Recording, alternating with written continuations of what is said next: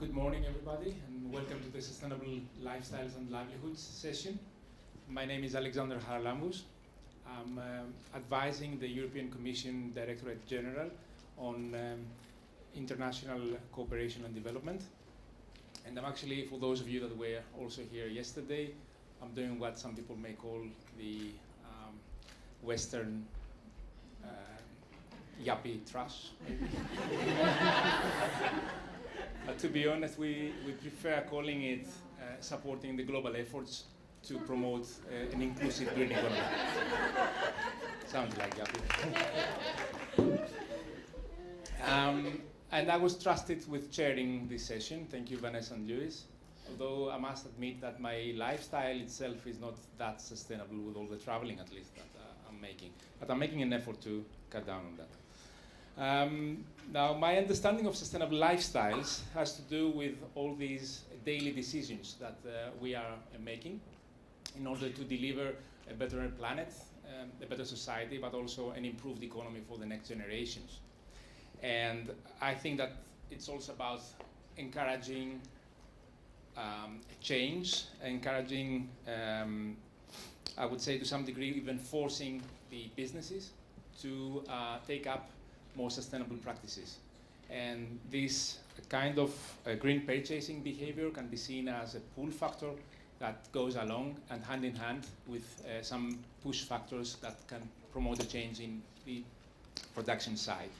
And I'm mentioning this because what we understand in the Switch to Green initiative is that making consumption sustainable requires a widespread change. A change that can be behavioral for the consumers, but can also be operational for the businesses. We see these things going hand in hand.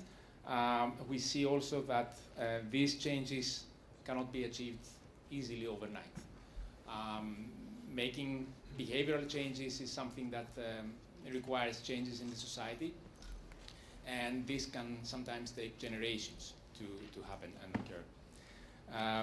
No doubt this is not an easy task, but there are many reasons for why this is something that has solutions, and this is what this session is going to argue about. Now, at the European Union and through the Switch to Green initiative, with the backing of a strong policy based on the EU circular economy strategy mainly, EU action is trying to promote green public procurement as a basis for promoting as a stimulus actually for sustainable consumption practices. And this is done, there's an aspiration that the European Union will actually do that not only internally through its own procurement, but also in funding actions in partner countries. At the same time, other things that the European Union wants to do in the field of sustainable consumption is focusing on encouraging new forms of sustainable consumption, of new forms of consuming materials. For example, by supporting entrepreneurs to use waste in creative ways. That's probably what the artistic group is interested about. We have the case of an entrepreneur in Lebanon, for example. She's using plastic to create plastic bags, but these bags are kind of fashion bags and not the bags that we would probably use at the supermarket. At the same time, there's work done at the level of raising consumer awareness with actions supporting consumer information, eco-labeling, supporting certification and environmental standards. And last but not least, attention is given to education. Education, sustainable lifestyles, and the youth. We have, for example, projects in Asia trying to change the consumption of food patterns. But of course, there are many more things that we would like to do and that have to be done in order to promote more sustainable lifestyles.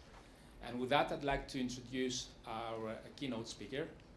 I must say that you may have also noticed from the program, the panel of speakers for this session comprises several of the MVP candidates of this conference.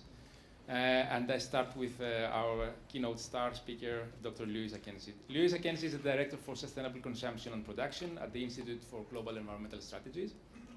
He's an author of several publications on the subject. And Louis leads the research project consortium on 1.5 degree lifestyles, which is linked with the Paris Agreement on climate change. Louis, please give a big round of applause to our keynote speaker. Right, thank you. I think I'm gonna, can you hear me? Yeah. All right, great. All right, we have 30 minutes, and over the next 30, I can't see my own presentation. Yeah, it's coming. Over the next 30 minutes, I'm gonna try and convince you, or at least argue, that we've not really got our acts together when we talk about sustainable consumption. And most of this is not for a lack of trying, but arguably because we have subordinated our field to economics and other disciplines that don't necessarily help it too much. So my name is Louis Akenji. I have two colleagues here, Magnus Bengtsson and Chaisha, who are also going to be presenting at the conference. So I'd like to introduce you to my friend called Lucy. Is there a Lucy here? Uh-oh. All right. Well, we have a lot of gossip to talk. I know a lot about your life, Lucy, so you'll be quite interested. And as you can see, Lucy shops, right? So I imagine you shop, like everyone here. So I have a quick question. Who does not have a lifestyle? I like that. I like that. So this is really about Lucy is all of us here, right? And as you can see, Lucy has 2 kids. I don't know if that's true or not. Lucy has a husband, so technically that's 3 kids. And Lucy, like everyone, has, needs. And like Lucy, the question, I mean, if you take it from Shakespeare, the question used to be to be or not to be. We've sort of framed it in a modern day context, to have or not to have. And now with this community, we're really trying to ask the question, is it to be or to have? Now, how does that relate to Lucy? Lucy thinks every now and then, well, when she buys Echo, it sort of helps the planet. But so she needs a dopamine, gets a quick hit every now and then to help out. But somewhere there's always this guilt. Like most of you, you ask yourself, am I really doing the right thing? Can I shop to save the world? Because she has this big thing behind her mind.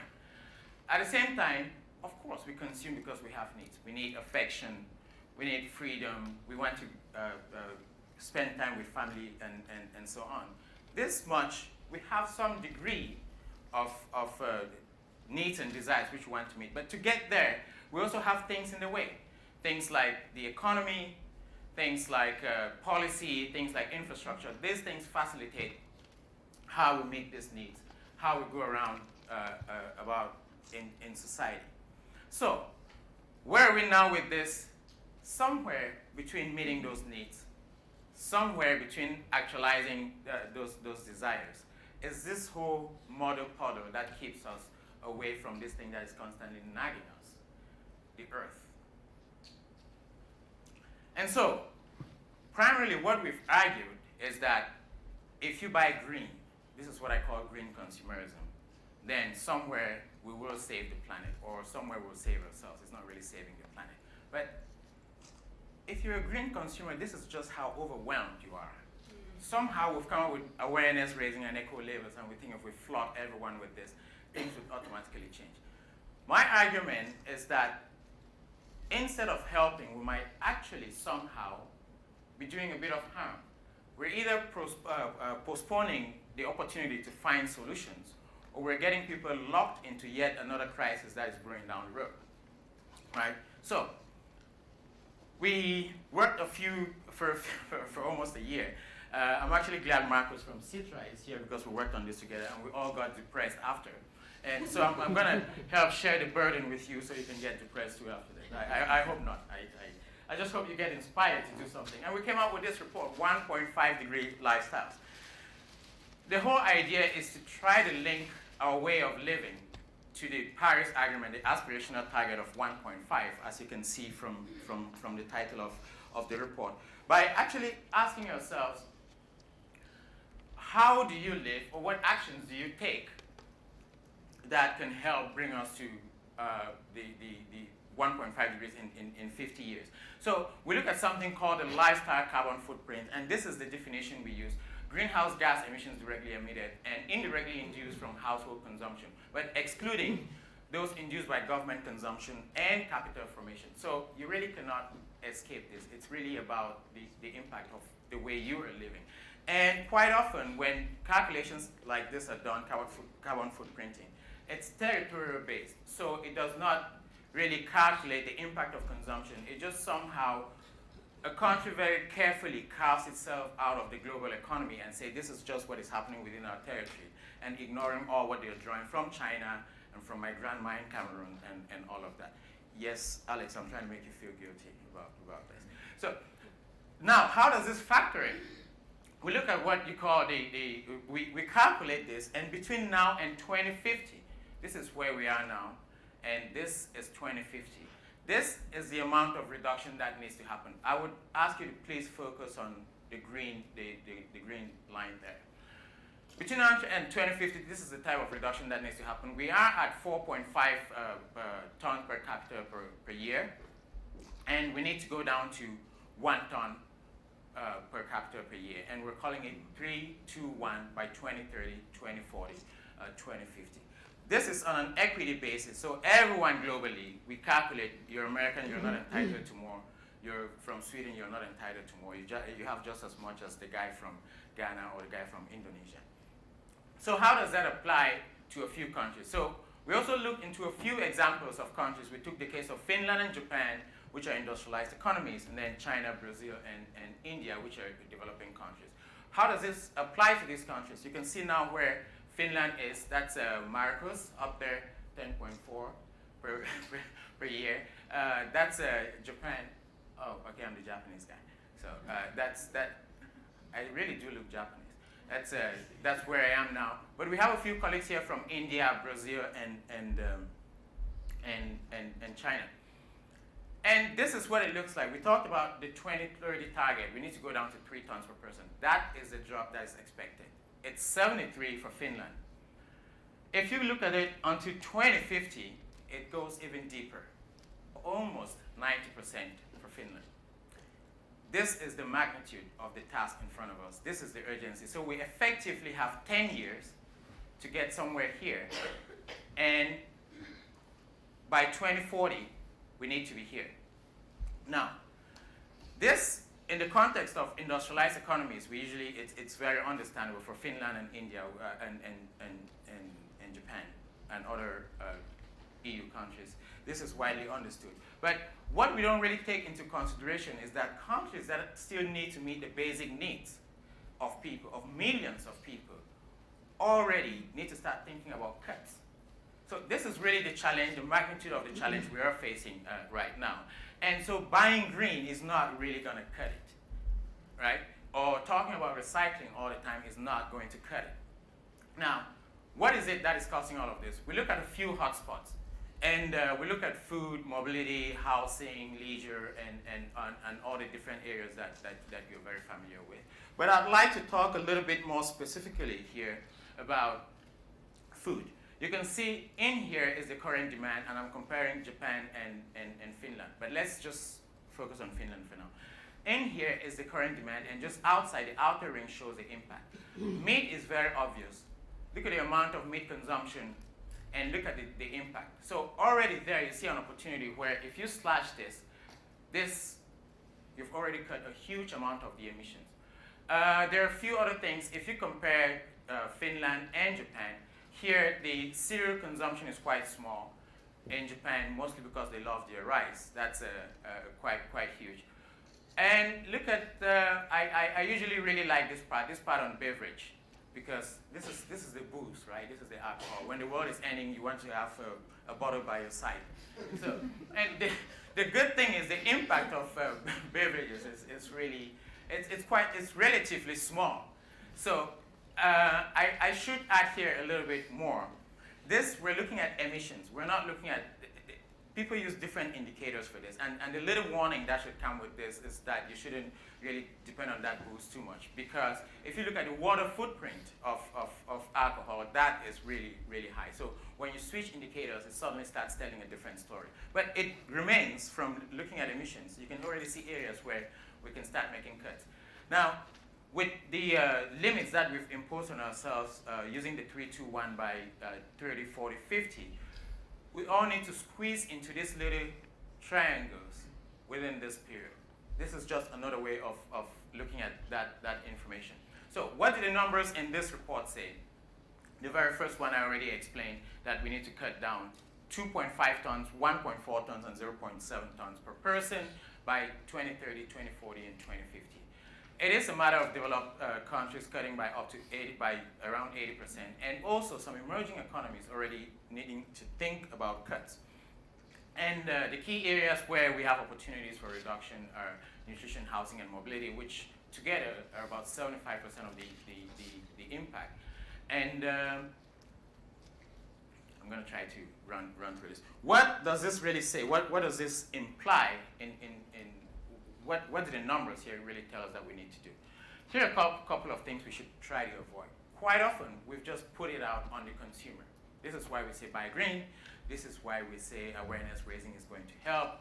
And it is more daunting than that. There's a broader context around which consumption takes place. And I would bet that a group like this should start helping shift that narrative. That while individuals need to do something, we also need to do something about the context within which consumption takes place, the policies, the infrastructure, and so on. We're going to get to that a little bit more. But it also means that we need to start talking about giving up certain things. We can't have it all. Yesterday, we spent a really good amount of time talking about what it means to have your cake, to eat your cake and have it in different countries. I'm not going to translate some of the interpretations that came out. Some of it involves sitting on 2 seats with your you-know-what. But you can't have it all, right? But we also need large, unprecedented amounts of capacity building. Reductions of about 80% are something, it's something we've not really thought about. We don't have organizations that have thought through very carefully what it means to change society that radically within such a short amount of time. And technology is obviously not going to fix it for us. But we need to start looking at the difference between individual actions. What can I do that makes a difference? Versus what structural change can also help me go even further or change the broader context of this. We all know about the attitude-behavior gap. But one thing I also like to emphasize a lot is the kind of institutions we have now are not really ready for the challenge that is in front of us. Business models we have, all this tweaking around the peripheries is not going to help. But we also need to start finding solutions that are outside of the marketplace. We can't keep talking about just changing businesses. We need to start looking at opportunities that don't necessarily include financial exchanges or incentives. There's a couple of other ones. They're done.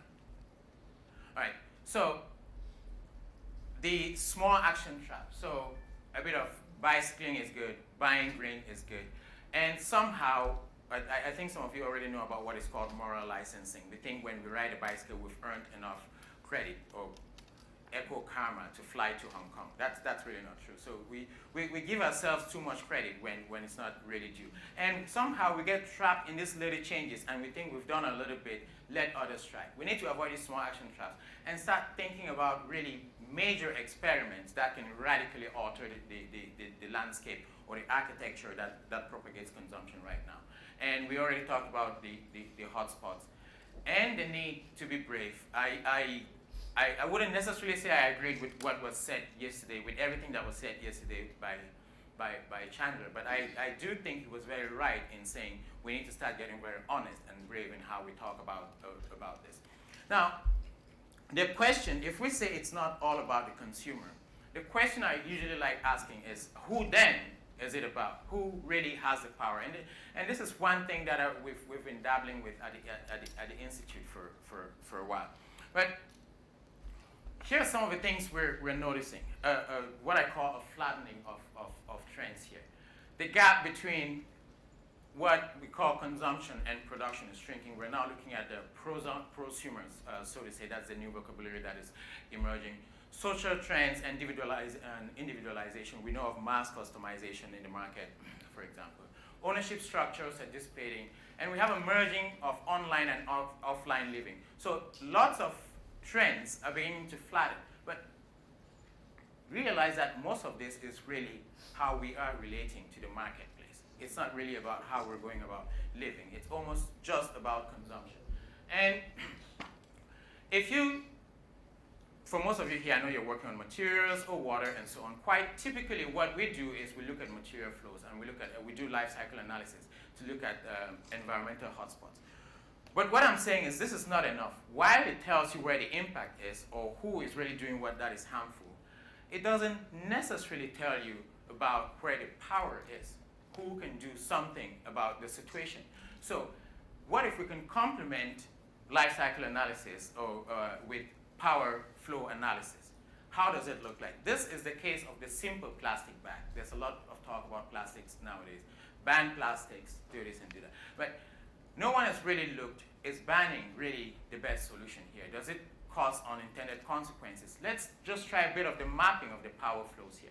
You see lots of the big arrows show, the arrows show the direction of influence, the bigger ones show a stronger relationship. And while Lucy here has, as an end consumer, has a really strong influence on the brand owner also has over Lucy, the same relationship with the retailer. But if you look very carefully, this is where the lead actor is. This is the person. If you analyze the interest of the actor, the instruments that they have available to them, that's things like business associations and so on, and the types of influence that they have, this is called lobbying. So 3 things: interest, instruments, and influence. If you analyze those, you come out with a narrative like this that really clarifies where in the system do you have the power. What if instead of banning plastic bags here, you start pressing these people to alter the entire system within which packaging is done, or how people sort of carry their goods back home or procure their needs. So these are some of the little tweaks or the little thinking modifications that we need to have to really re-examine the system of production and consumption that is ahead of us. But it goes a little bit further than that. What I call the ring of lifestyles. In this case, it's just actually a realization that there are layers of influence, some of which we have a bit of control over, some of which we really do not. Right in here are those needs and desires. We have health, affection, the personal needs and desires are health, affection, identity, and so on. This is really what drives us, gets us out to go consume. But just a bit after that is your personal situation. How much do you earn? What are your physical abilities? How educated are you? What do your friends wear? Or what kind of cars do they drive? Do they drive cars at all? How old are you? Are you a man or a woman? These things are just a bit outside of, not necessarily wholly within your influence. And a bit further out is the socio-technical system. That is the infrastructure, what the media tells you, the politics and the policy, and the economy. All of this have stronger and stronger influences on how we consume. But part of the problem is that the operating system of society, the entire architecture, is put within the economy. So we actually allow the economy to dictate how we meet all these needs and desires. But what if we had to try to reframe this? And this is what most of us are talking about within the sustainable consumption community. What this is causing is 3 key tensions that are sort of embedded within what we're calling within current consumption. There's nature over demand. So resources are finite, but we're sort of screwing it up as if there's no tomorrow. There's a socioeconomic dichotomy. So different options, different levels of access and opportunities. There's an imbalance in the system. And there's a natural sink overload. We're creating more stuff than really can be absorbed by the natural system. So these are the tensions that we get when we have all our needs subsumed to the economy, right? So this is what it leads us to, a Mad Max world, right? This crazy world where everyone has to fend for himself. But the discussion we're really having is how to reframe that. Instead of having the economy surround everything, we actually look at the boundaries, reposition the economy within the biophysical boundaries and have it predetermine the parameters with which we are meeting our needs. In this case, we make it the economy actually be of service and being limited by the natural by the natural system.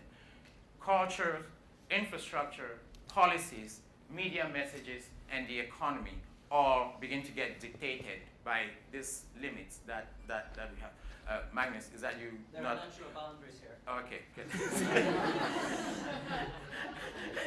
All right, so Magnus is one of my colleagues. He didn't like my message. So if we can reframe that, this is where it starts taking us to 3 key principles of sustainable living. The first one is living within ecological limits because, of course, we have planetary boundaries.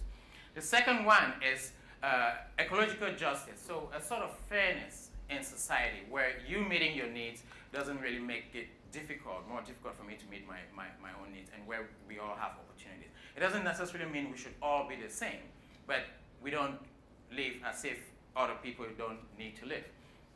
And the last one is well-being. Not just individual well-being, which is what this is almost usually mischaracterized as, but societal well-being as well. And in some cases, if you're a fan of Aristotle, as I am,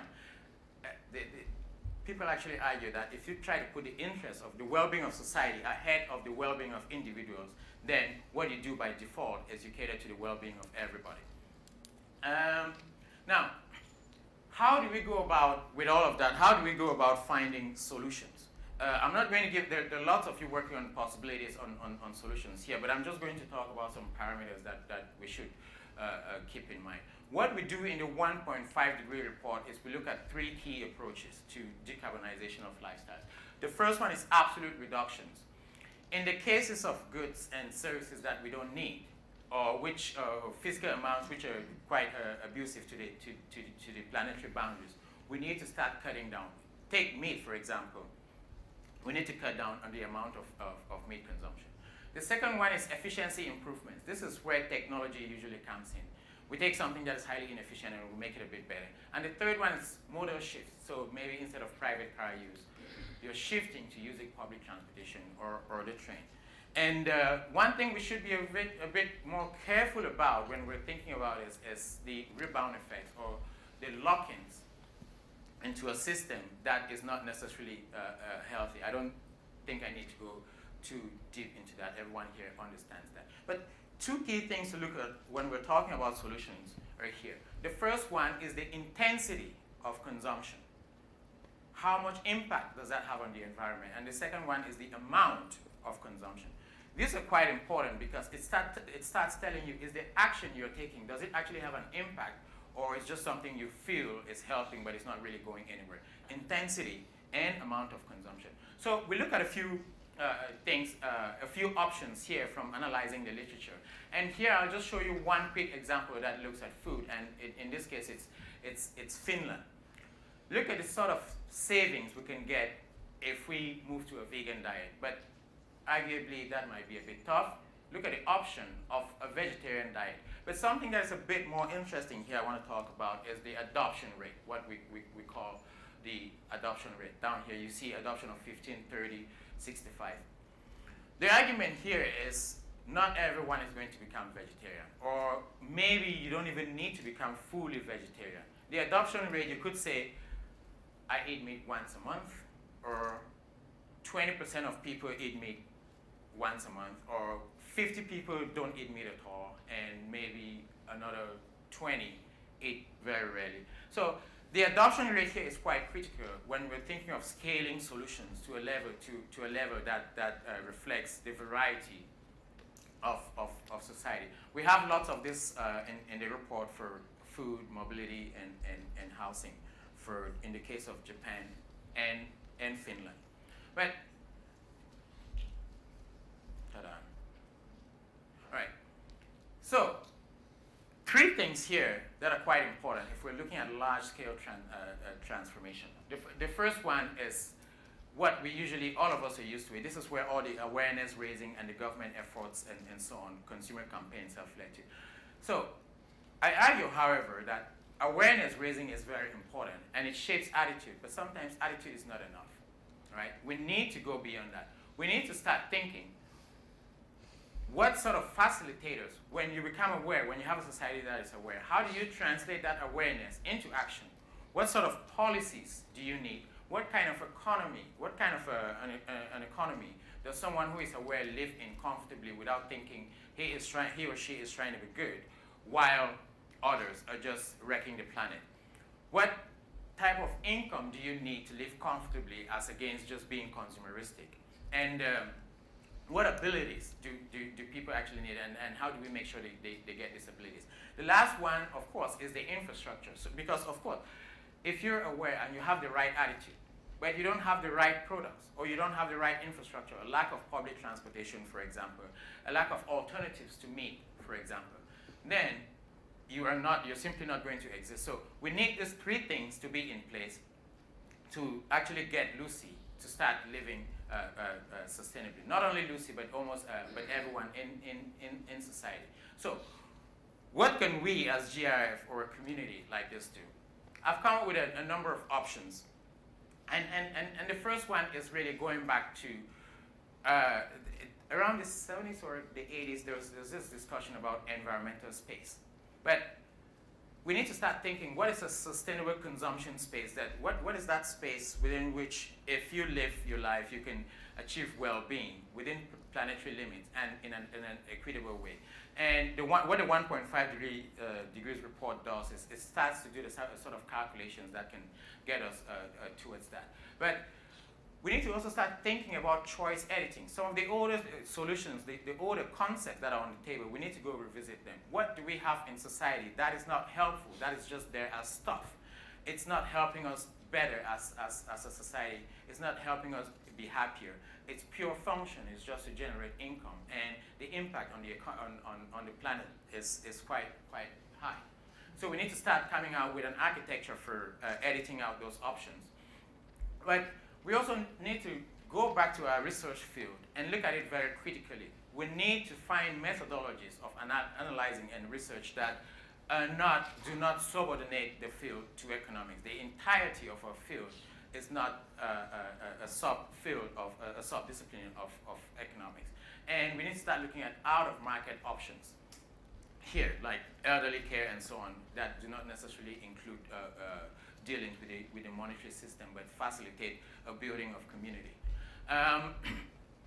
One thing we've been very good at is avoiding discussions around power. We don't look at the political economy of consumption. So we've just looked at, for example, the interest, the instruments, and the influence of brand owners on the system.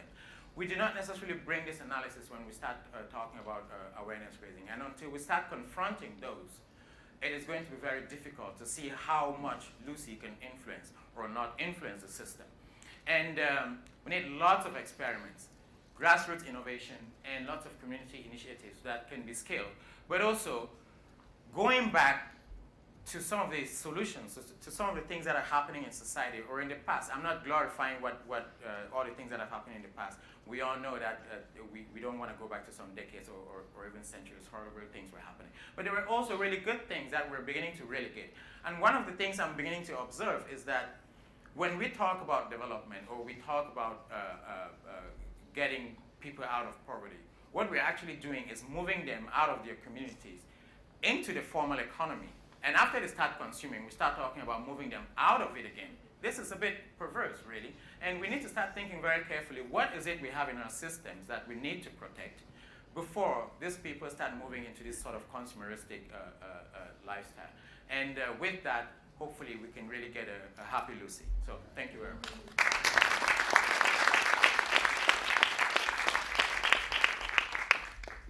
Thank you, Luis. I think you got me and Lucy starting a diet.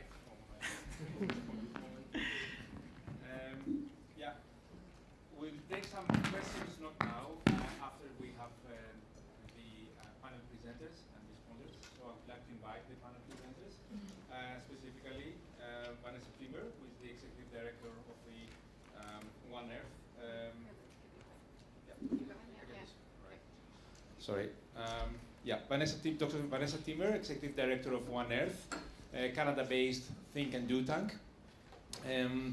Vanessa has been creating and imagining sustainable futures and ways of urban living around the world. She's also a senior research fellow at Utrecht University and sits at the Multi-Stakeholder Advisory Committee of the United Nations 10YFP on a sustainable consumption program. I'd also like to call Markus Tehro. He's a director of the Resource-Wise Citizen Project, working at SITRA. Markus has a strong background on technology, but he also has decades of valuable experience in sustainable development. And his experience is actually linked to creating visions and strategies, but also implementing them. Markus, just before the meeting, promised that he will be very effective, but also fun. And it's, we have to wait to be, it remains to be proved. And our panel responders, Lebel is the Social and Environmental Research Director at the Science and Technology Research Institute at Chiang Mai University in Thailand. Louis is a senior editor of Global Environmental Change and the subject editor for Ecology and Society and Aquaculture Environment Interactions. At the same time, a research associate at the Stockholm Environment Institute. Louis is also an honorary fellow at the Faculty of Science in the University of Melbourne. And Oksana Mont, professor in sustainable consumption governance at the Lund University in Sweden, an author of more than 150 peer-review publications in the subject. She conducts interdisciplinary research and combining innovative business models with sustainable urban lifestyles and consumer and business behavior. Can I call our first panel speaker, Markus? Thank you. Good morning, everyone. How do I work the slides?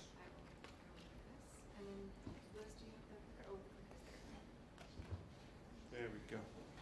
All right. This is going to be a tall order. Be a fun Finnish person. never going to work. But let's see. I'll come here. To introduce the organization I work for, the Finnish Innovation Fund is a group that has been formed 52 years ago as a birthday present to the Finnish people by the Finnish Parliament when we celebrated our 50th year of anniversary of our independence. So we are on a mission to make Finland a country that would be based on sustainable well-being.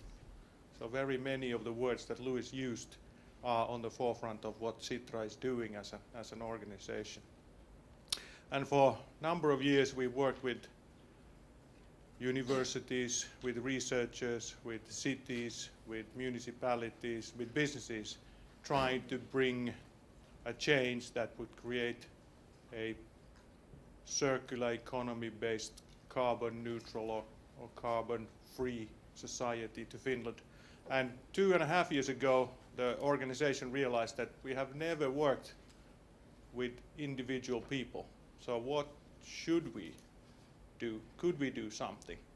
And we started to build a team. We have had a team of 10 people, and we've looked into kind of how could we change the behavior of Finns so that new behaviors would come with smaller environmental impact than the current ones that are widely used.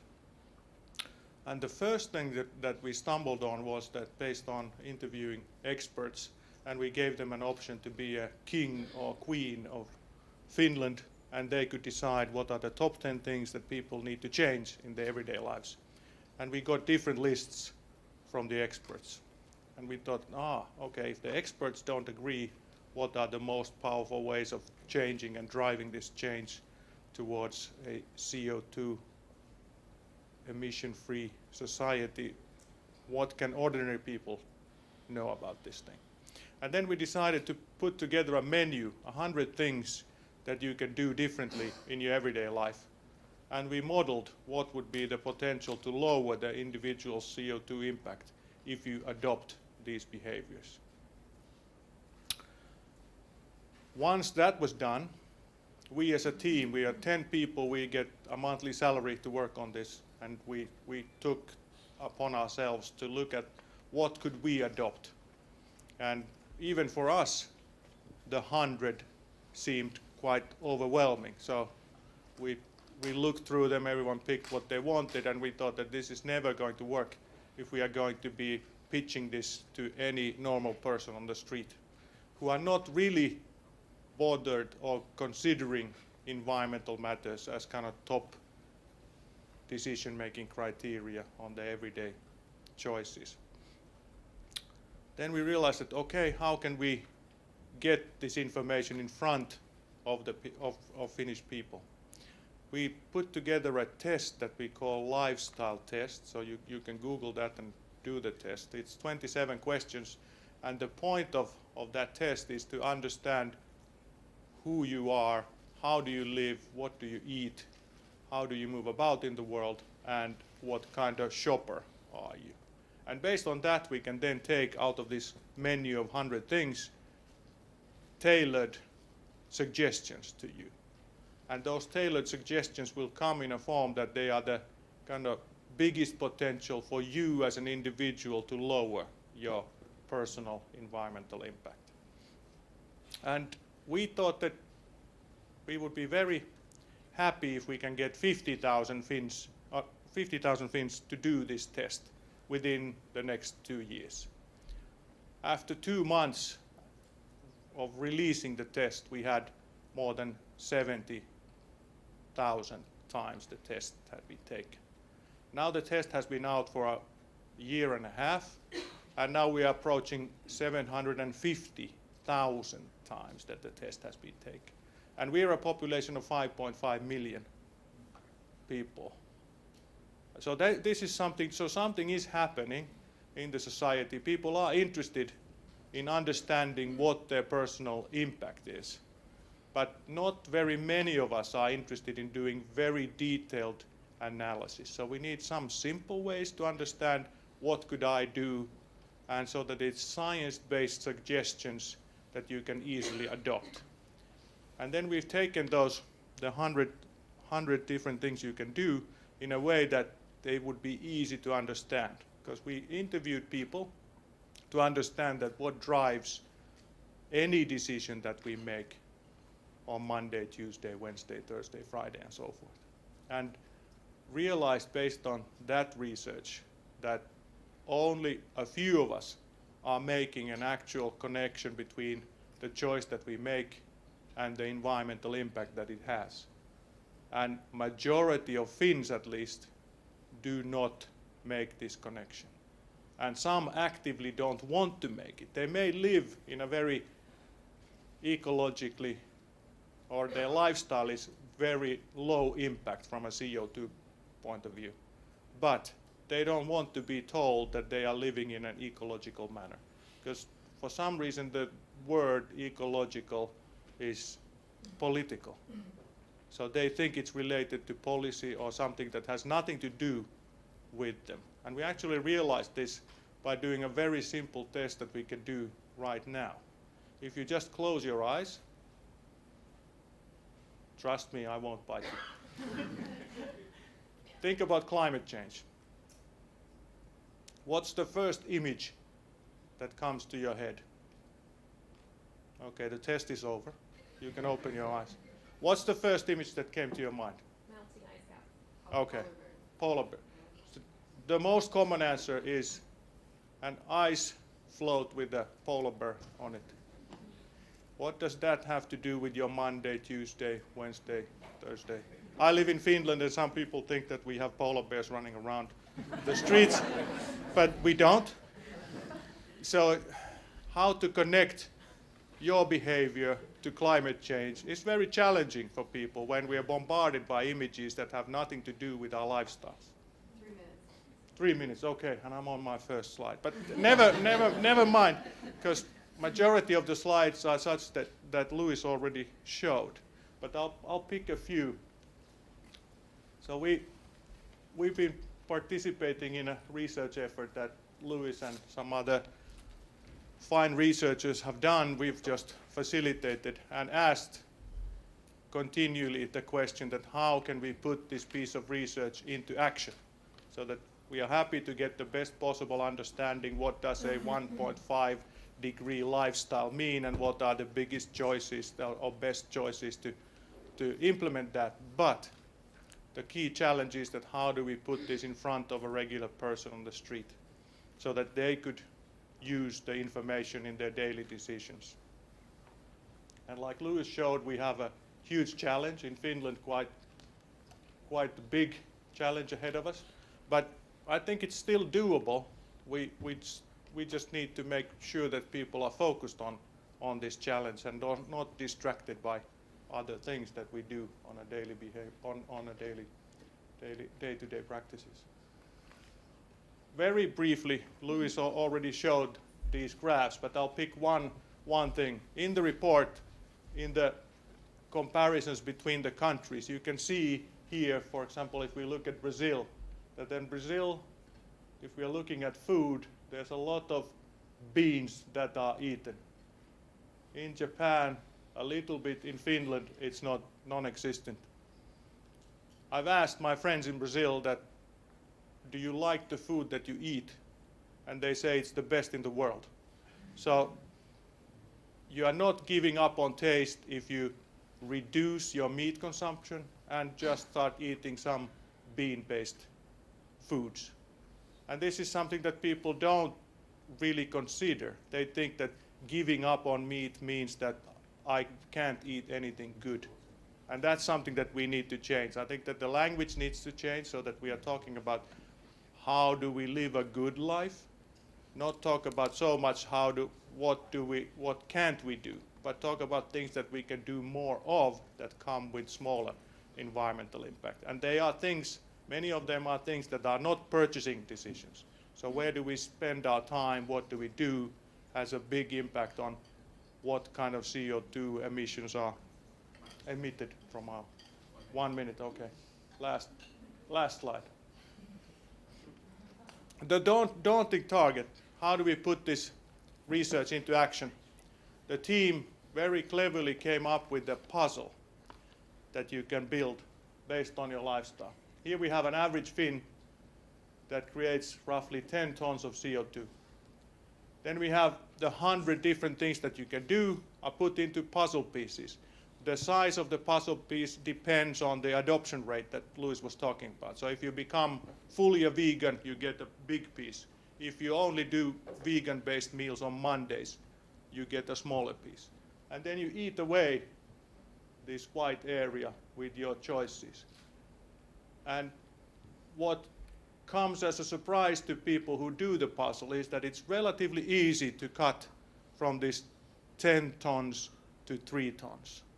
You think it's a big change, but actually when you put it in terms of the actions and then you put them on a timeline, so you don't need to do them immediately. You can do them in this 10-year period.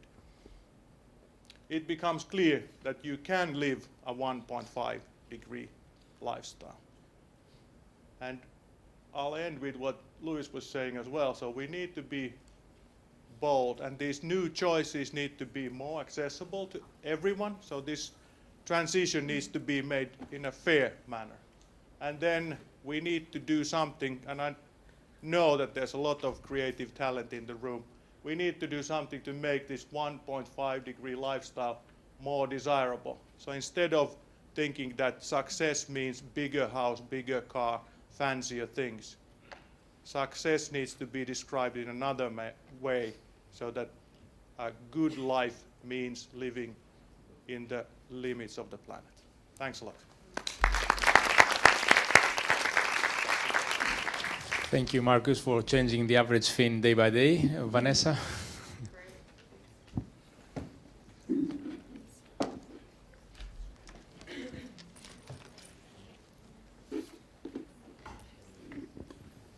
So we actually put ourselves in this order because I'm picking up where Markus just left off, which is, presenting a set of principles about how we might imagine our daily lives differently in a sustainable way. And basically, it's really about this question that Markus ended on. How do we actually engage each other and talk about this massive transformation that's already underway and that we are going to be undertaking in the next number of years in our ways of living? And this is a question that we're actually answering as well through an initiative called the Beacon for Sustainable Living. And the Beacon is basically a collaboration with One Earth and IGES, funded by the Danish Care Foundation, and working with the creative team that developed the Story of Stuff, many of them based at Provoke now. And the idea is to pull together transformative communications around sustainable living and bring it with a backup with this kind of 1.5 degree report, the resources, the examples that Markus was just mentioning and Lewis was mentioning, and connected to the alliance of actors that are engaged in sustainable living. And this is a place where you can find reports like this one. This one was a report I was a co-author on in 2016, published by the UN, where we actually looked at 16 cases of effective sustainable lifestyles campaigns, including China Dream and Love Food, Hate Waste, Need Myanmar, One Planet Living. We also going to be profiling examples like this. There was a contest that was developed in 2018 for imagining life in a post-fossil city. It's actually developed by Utrecht University, the Urban Future Studio, where I'm affiliated. And the Urban Future Studio got all these 250 creative designers, architects, teams around the world who were putting forward their ideas. And one of them was developed by Blake and Carl about Cape Town, South Africa. And they asked a question, what could a future Cape Town look like? So they picked a particular slum in Cape Town and kind of thought, well, okay, what is the classic way in which we're thinking about the future today? Imagine if we could redesign this actual place into something different. Well, typically, this is what people envision. This kind of smart city, these tall towers. Sometimes you can see shared cars here and other aspects. But notice what Blake and Carl have input into this vision of the future. It's also militarized, drones, tanks, people being searched. It's deeply inequitable. Some people have access to the sharing economy, and others are begging for food on the street, and there's still slums in the background of the image. So what they're asking is the smart city necessarily sustainable, equitable, or even secure for all of us? And also, isn't this imported from the image of a city in the West? Coming back to Chandra Nair's point from yesterday, what if we actually design cities based on rooted in the culture? So this is what they came up with as a possible one alternative to provoke thinking about an African-based daily life in a city. And you can see the hair salon in the background. You see it's still digitally enabled. People are on phones, but there's other things there. Biodiversity, green transportation, buildings, of course, but also the diversity of people being represented in our images of the daily life in the future. And so the zebra crossing, this is really interesting because if you look at the zebra crossing in this image, when this image was put out, a few months later, this happened. It was actually painted on the road in Cape Town. And the reason I'm mentioning this is because the reason we want to imagine what sustainable living could look, feel, and be like is because when we imagine it, we start to be able to create it. And it's easy to paint a zebra stripe crosswalk, but how many of our current technologies and ways of being have been influenced by images of the future in the past? This is the key part of the project that Lewis and I and Taisha and Dwayne have been working on called the Envisioning Low Carbon Futures and Transitioning Instruments Project. And these are some of the advisors. Blake was one of them. Magnus was also there. The team behind it was people from all over the world, China, Hungary, Ethiopia, Brazil, the UK, the United States, Germany. And the team behind us is this group. Some of us are here, so you can talk with us about it. We also worked with a team of designers, Francois and Christophe from Strategic Design Scenarios. And the opportunity we really saw was imagining what sustainable living could look and feel like and creating these ways of living. But the challenge is that our future visions are quite limited. They're often depressing, and they can be very unimaginative. So as Lewis was mentioning about Mad Max, you also have Blade Runner, or the mainstream image is The Road. A lot of it is very depressing, but it could be also techno-centric. And we're going to get into this after lunch with Jeff and Ginny and Rajat. Also, they're often up in helicopter level views, right? So you're not on the ground with people, you're flying above the city, and they're often these kind of very clear images. So Samsung depicts this in terms of the smart digital city, or Singapore's smart nation. Also, in green futures, look at this image from the UK, and look at this one from the United States. Let's put them beside each other. often we come back to the same images and the same things in our pictures of the future. So we've got urban agriculture, green transportation, someone's on a bike and there's a green building. Often it looks green as well. So we're coming back to the same things. So can we get much more imaginative about what this future could look like? This is what we've been doing, and this report's coming out in the fall with some images of what this could be. And we have 7 principles of how we might stretch our imaginations about sustainable living. Let's look at them in turn. What Markus was just mentioning, it's about not just showing life, but better life, how we might be living in better, based on our stakeholder values. It's also one planet living, these foundations, these 3 foundations that Lewis was mentioning. It's about this full, meaningful life that has well-being, and it's about living within our means, and it's about depicting the equity of our daily lives. It's also about placing individuals in context, as Lewis was mentioning, that we need to actually place the daily life within a market, policy, infrastructural space, media space. And then this is a really interesting principle. Our lives are not the same every day, or in a week, or in a year. We have life stages. We go from child to young adult to elderly to an elder.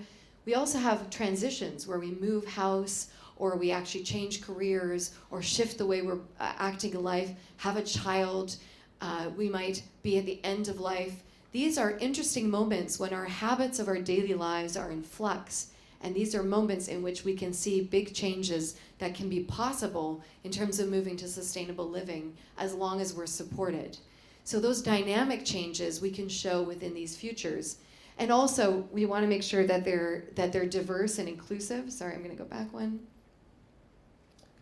And also show the diversity of life. A lot of futures images are middle class, white, male, technical, often at certain age groups. So how do we show certain geography? How do we show a much more diverse and inclusive vision and engage people, which is the last point, in participating and co-creating these futures? So with these principles in mind, I'm going to show you a few bits of the possible futures that we started to create with the designers. And you'll be able to download all of these later this year. But you're getting a sneak peek at these principles, but also these mashups, these images. So of course it's going to be digitally supported. Of course we're going to have green buildings and green transportation and urban agriculture. But what are we forgetting when we just emphasize that? We might be forgetting things like this, that we don't want to just connect inside cities. What about highly connected rural areas? What about low-tech and high-tech coming together in agricultural places outside of the city core? What about daily life and livelihoods outside of cities, which is often the focus of these sustainable futures? What about new consumption practices where we're swapping, and we show how these we don't own things, we swap them, we barter them, we have these different kind of ways of exchanging. What about it's not just about consumption, but we think about the spiritual context of our lives, our social norms. What is the role of religious and spiritual groups in actually supporting the shift towards sustainable living? What Lewis showed about shifting the operating system from economics to planetary, we also want to shift the cultural context to be supportive of the sustainable social norms. What about new jobs like sustainability mediators who help us navigate through kind of climate transformation and mitigation? What if we split our jobs? Half our time is spent actually producing in food systems, and half our times might be doing another aspect of contributing to society.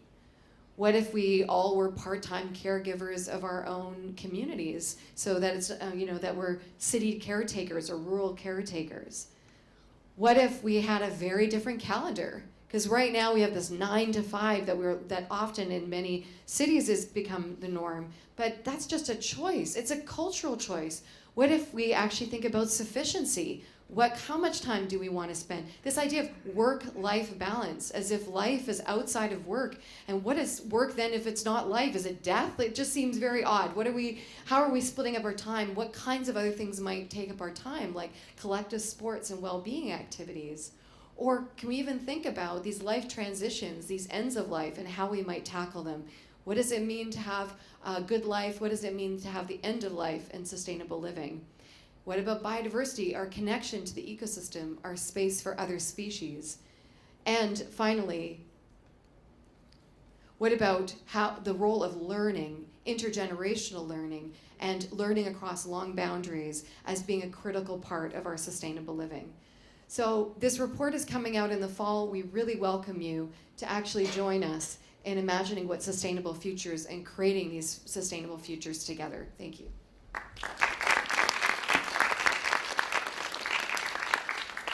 Thank you, Vanessa. We had the chance to hear about the urgency of making changes, meaningful changes towards more sustainable lifestyles. We also learned that in Finland, for example, and potentially in other countries, people are potentially interested to know more about how they can make their lifestyles sustainable.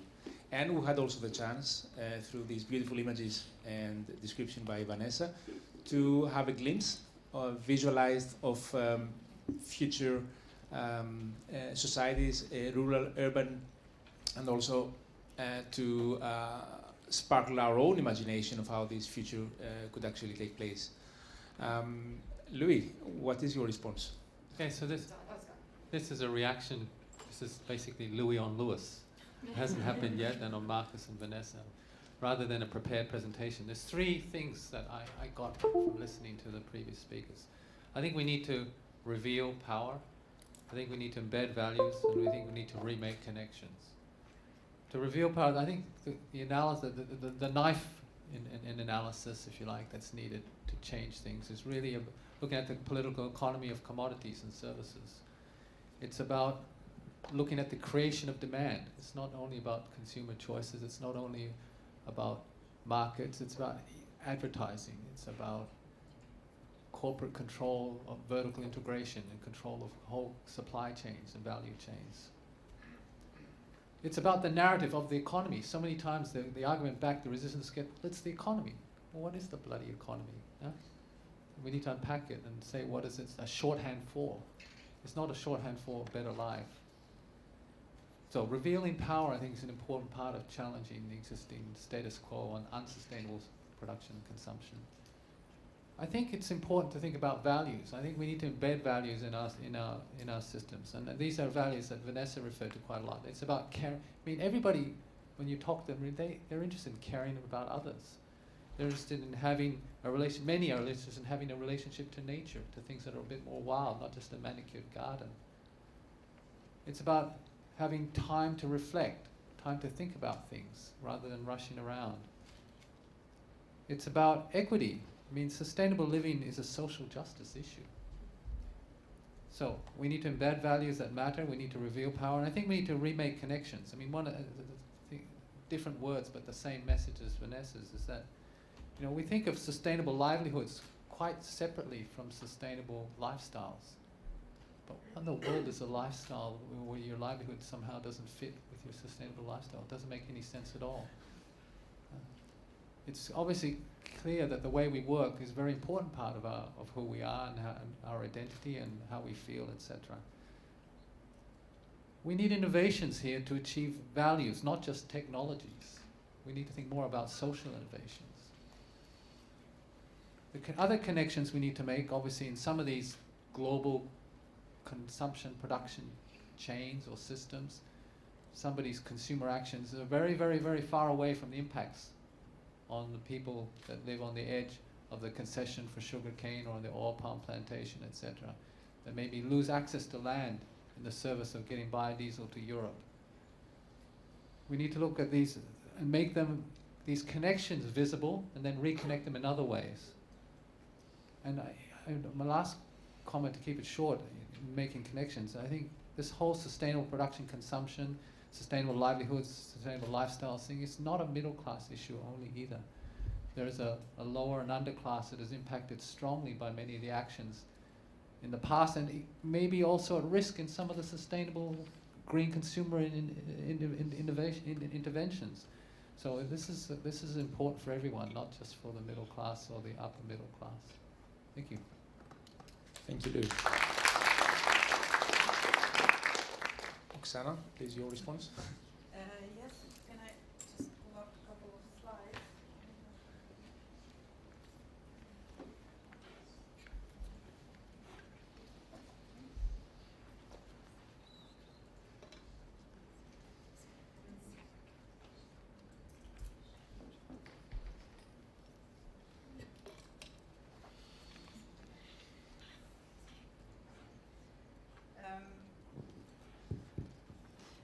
Some years back, we did a project in Sweden about the myth about sustainable consumption.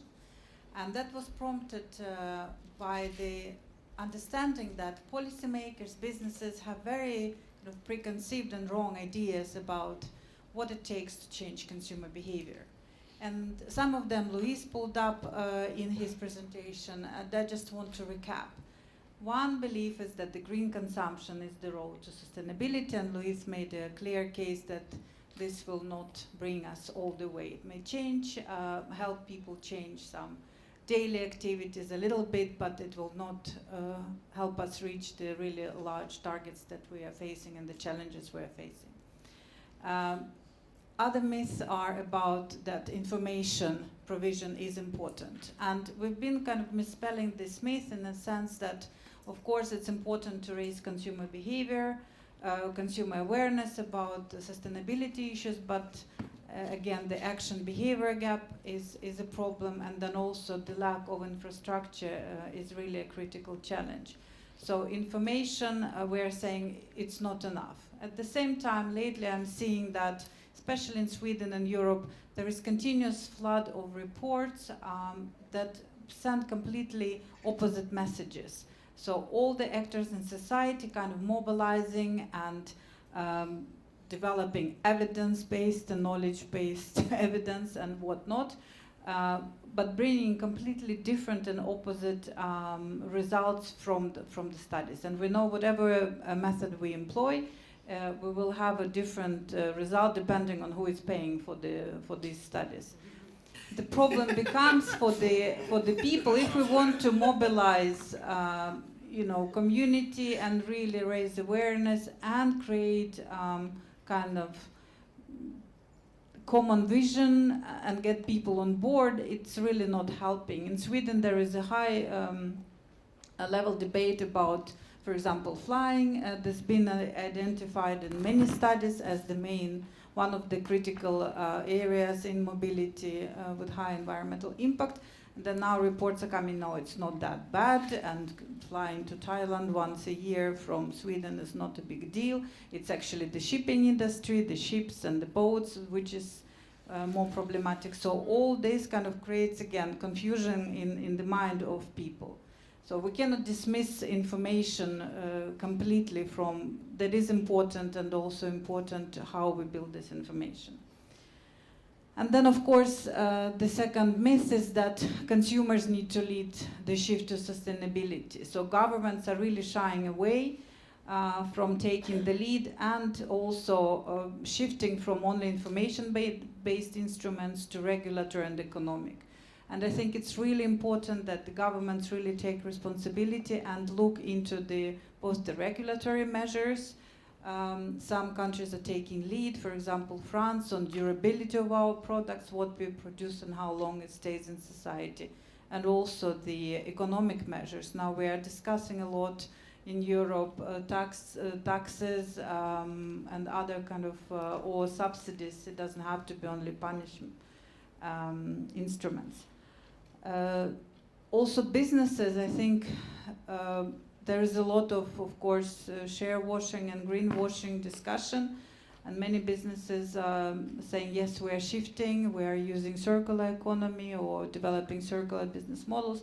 The critical question there is what % of their businesses is actually circular? And it often shows that it's a teeny tiny part of their turnover that is actually based on sustainable business models. The rest is the same linear, extract, process, and sell. So I think their businesses have much more to do, and I think we as consumers, but also governments, have a role to play to really push the businesses. And then I think important also, I like the discussion about the power, and here I see also a new kind of kid on the block.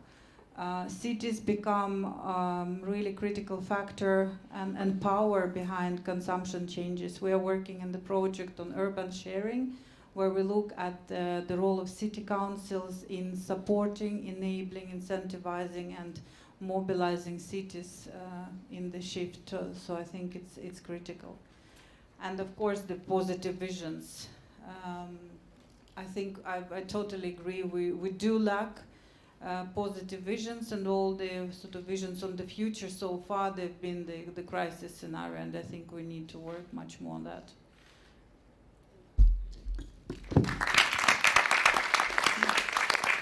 Thank you, Oksana. We have little time to take 2 questions, but I want to say that the discussion will continue in the next hour. We have another session which continues actually what has already been started now.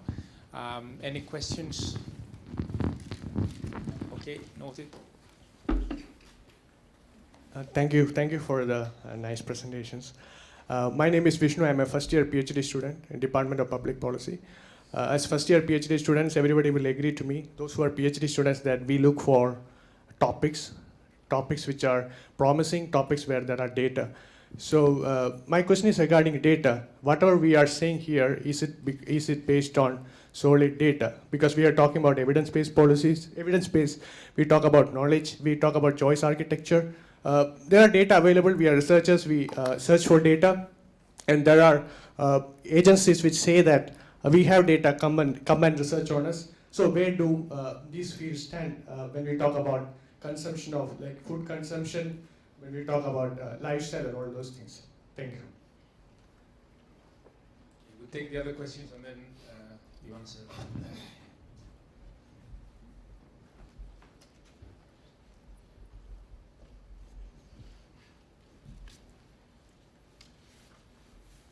Hello, my name is Akenji. I'm from Cuts International, representing India.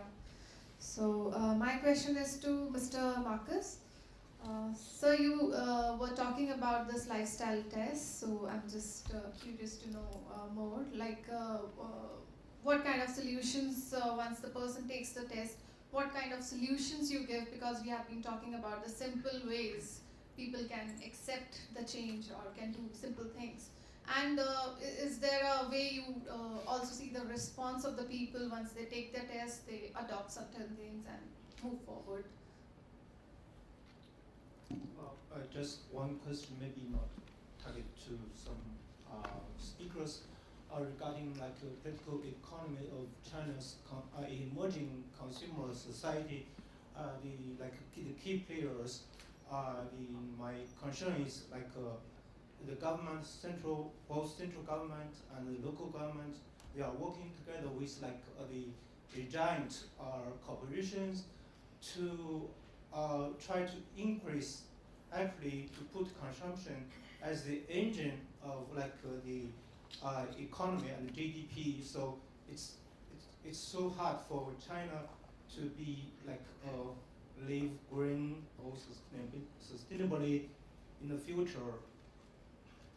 That's a key issue of my concern. Thank you. One last question. Thank you. Max from the Research Institute for Humanity and Nature based in Kyoto. Thank you for the presentation on the visions. I think that's very necessary and interesting. But I want to ask about the 1.5 degree lifestyle, or the general mentions of lifestyle. Because I think power was mentioned a lot now, and that's necessary to attack, but there was little mentioned on how do we deal with that. So we know it's necessary to have let's say your options that you gave, Luis. You talked a lot about we need to shift, we need to attack power, but then the graphs you showed on, well, this is your option for vegan diet, for less milk or whatever. It's still the individual options for you as a consumer. There's very little mention of, well, who's going to implement that? Is it supposed to be the industry, or is it the individual or the government? How do we get into this? Do we go by the frequent flyer list and say, well, obviously it's 5% who are flying the most, and it's not your vacation in Thailand, but it's your 5 vacations in Thailand. So who are these people with that amount of consumption then? And sorry, maybe a second one. Do we need to get out of the word consumer and consumption? Do we need a new wording to move beyond that, actually? Thank you. I know there are more questions, but let's give the panel a chance to reply, and then if we have more time, we'll go further with further questions, otherwise we'll have to go to the next session. I have actually, put it here, I look like James Bond, so that's pretty cool. So I'm just going to be doing this. There are lots of things that I like this actually. A number of things have come up here that I think are interrelated. Louis talked about values, and I think it's something we don't pay enough attention to. And by the way, the whole discussion also about data, I'm going to try to see if I can link all of this up. But to your very specific question, who is going to do it? I would say you will have to do something. Everyone's going to have to do something. But this is the thing. We need to start understanding what are the structures around us that permit us to do things or that restrict us from doing certain things. And in order to understand this, we need to look at our institutions. It's something we don't analyze well enough. These are the custodians of our cultures. Institutions are those that say it's okay to behave in a particular way and not behave in a particular way. They're the ones that shape norms in society. They're the ones that bring people together and allow space for them to act in one direction or the other. So, if you want to talk about change, start thinking about institutions. What are the principles of these institutions? What are the operational principles of your organizations? How much work time are you expected? How much are you supposed to be in the office? How much holidays do you have? What are the laws of your country? Does it make it okay to act in one way or another? So I think there's a multiplicity of things here. Change the principles, change the everyday routines and practices, and they will become habits. And change the infrastructure, and people would be locked into behaving in a particular way. It's actually that clear-headed that most of the arguments we have amongst ourselves, it's not really a matter of who is going to do it or who is not going to do it. It's a matter of whether the people that are supposed to do it are actually willing. The menu of options or the possibilities I gave about absolute reductions, modal shifts, and efficiency improvements. It's not all individuals. Absolute reductions, let's take modal shifts, for example. It's not going to be an individual building a railway system, right? Or modal shifts, it's not going to be an individual that talks about a shared economy in the city. So it's a combination of multiple things. But talking about these institutions, there's something I want to come to that relates to the case of China. We almost always talk about China's development and its growth and 500 million people out of poverty in the context of its economic growth. And I think this is a perversion of really what is happening. Some of it includes a destruction of cultures and heritage of the country. What if, instead of measuring how China is developing from how the GDP is growing, you start using well-being as a central indicator of how the society is changing? That automatically flips the dynamic. And you start asking a question: where are investments bound to make people better off? What sort of investments or what sort of model of a city is bound to make people build communities, come together more often, get more reliant, and get out of the formal economic system? So I think, again, it comes out to these institutions. What are the institutional principles? What are the indicators or the parameters that we're putting in place? And the one on data, I get a bit concerned because, of course, data is important. As a researcher, I know the ultimate value of that. But we're getting into data porn here, where everything just has to be about data. Everything has to be about numbers. And so we have a whole sub-industry that is coming up, which is IT, just to fabricate numbers and try to make them look like things that they are not. If you really want to study something, I would even argue that go out of these traditional fields and start really investigating whether all these options that are tried and tested are really telling the true story. And in most cases, they're not. It's a beautiful thing to be a first-year PhD student now, because the possibilities are really just boundless. Good. Then on the lifestyle test. So the first idea was to get people interested to understand what the impact is. Now for the past 4 months, we have developed a new service together with the Prime Minister's Office of Finland. So we have an online website where all of the SDG commitments of the country sit in. And we've built into that a module for an individual. So you can create your own plan how you can meet the 1.5 degree lifestyle. And now we see that people who've done their plan, so there are now in 3 months' time more than 2,000 Finns have made their own plan. We can see that in the first year they can reach reductions on average of 28% of their CO2 impact. And from that database, we can see what are the things that they pick out of the suggestions that the machine makes to them. And we can see that majority of people pick 2 kind of major things that lower in a quite significant manner their CO2 impact, and then they pick a few that are kind of fun to do that have lower impact. On average, there are 6 things that people pick, and then the machine will remind you that you've committed, have you really done this? So this is ongoing, and we've created it in a way that it can be used by any country in the world. So if you want all the calculation methods, all the background data, everything is out there as open data. So under Creative Commons license, you can use it in your country. All you need to do is to have the kind of baseline data for a person in India, that what's the CO2 impact of an individual, how it's divided between your eating, living, moving about in the world, and consumption. So if you have that, you can use the model plug and play. There are a few Finnish peculiarities there, eat more potatoes, that you need to fix, but there are only a few. And do less sauna. So. Less sauna. I think that's... I think we have encroached a little bit into the break. Can you stand another 2 questions? No, I think we'll have to No. cut it off. All right. here, Yeah. just Okay. because of